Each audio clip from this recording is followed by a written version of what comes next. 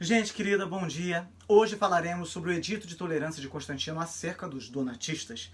Se você ainda não assistiu ao vídeo de estudo, assista o quanto antes para que você possa compreender bem tudo o que temos falado ao longo da semana aqui. A Igreja de Cristo estava dividida entre os que apoiavam Ceciliano e os que apoiavam Donato. Veja bem, quem devia ser o verdadeiro bispo de Cartago? Foi essa a questão inicial. Nós podemos dividir os dois grupos de acordo com parâmetros sociais e geográficos. Em Cartago e na região a leste da cidade, a região chamada de África Proconsular, Ceciliano contou com muitos seguidores. Porém, a oeste, a região da Numídia, o donatismo era poderosíssimo. Isso está relacionado ao fato de que durante várias gerações a Numídia tinha sido explorada por elementos de Cartago que participavam do comércio e de outros contatos com a Itália. Numídia e mais a oeste a Mauritânia via como produto das suas colheitas era vendido para Roma e se apercebia que boa parte dos benefícios desse comércio ficava em Cartago e em suas proximidades, enquanto que na Numídia e na Mauritânia a situação econômica era difícil. A isso se somava o fato de nas comarcas mais exploradas permanecer um forte elemento não romanizado que conservava seus costumes e idioma ancestrais e que considerava Roma e tudo que fosse latino, tudo, uma força estrangeira e opressora. Ao mesmo tempo, em Cartago havia uma classe social composta de fazendeiros, comerciantes e oficiais do exército completamente latinizada, que era a mais beneficiada pelo comércio com a Itália e que via a necessidade de manter boas relações com o restante do império e a igreja. Portanto, fica bastante claro que os atritos que existiam na igreja eram o reflexo dos problemas que existiam na sociedade. E note que com a ascensão de Constantino e a paz da igreja, o cristão passou a ser visto como uma pessoa bem-sucedida, uma pessoa feliz, uma pessoa boa pelas autoridades.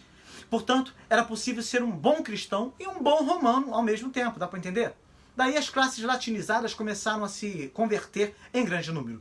Para outras pessoas de uma esfera social mais alta, que se tinham convertido antes, isso era um fato positivo, pois sua decisão anterior, estava agora aprovada também por outras pessoas importantes. No entanto, aos olhos dos cristãos das classes mais baixas, a igreja estava se corrompendo. Tudo o que essa gente detestava no império estava agora sendo introduzido na igreja. Aos olhos dessas pessoas, em pouco tempo, os poderosos, os que também dominavam a política e a economia, dominariam a igreja. Era necessário opor-se a essa possibilidade, lembrando aos novos crentes poderosos que os pobres e supostamente ignorantes numídios e mauritanos e outros já conheciam a verdade enquanto eles ainda adoravam seus deuses pagãos. Olha só o clima que estava naquela época. Podemos ver tudo isso nas diferentes etapas do conflito gerado pelo donatismo. Ceciliano foi eleito com o apoio da classe latinizada de Cartago.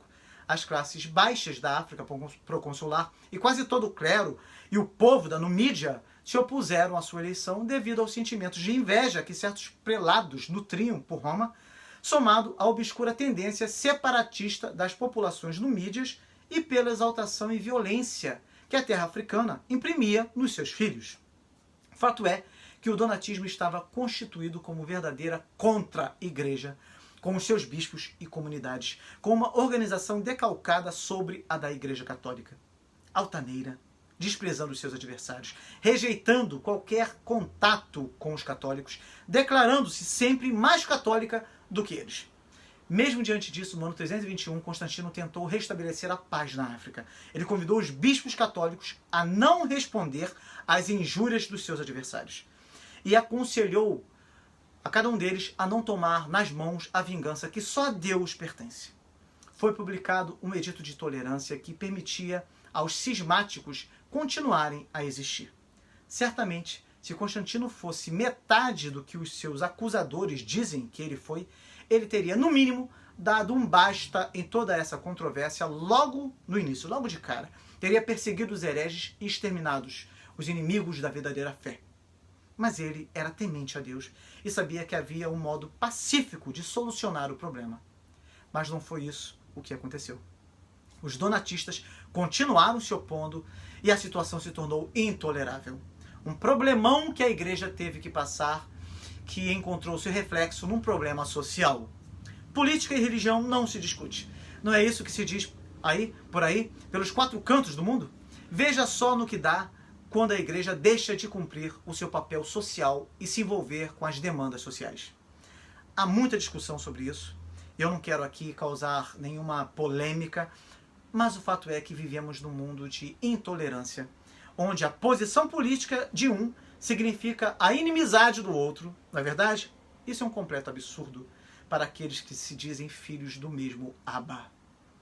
O púlpito de nossas igrejas deve ser o lugar do genuíno evangelho de Cristo, claro, e não deve haver lugar para nada além disso em nossos púlpitos. Mas a igreja não é o lugar apenas em que a palavra é pregada, mas deve ser um lugar de ensino, de discipulado, de preparo, de acolhimento e, sobretudo, de amor.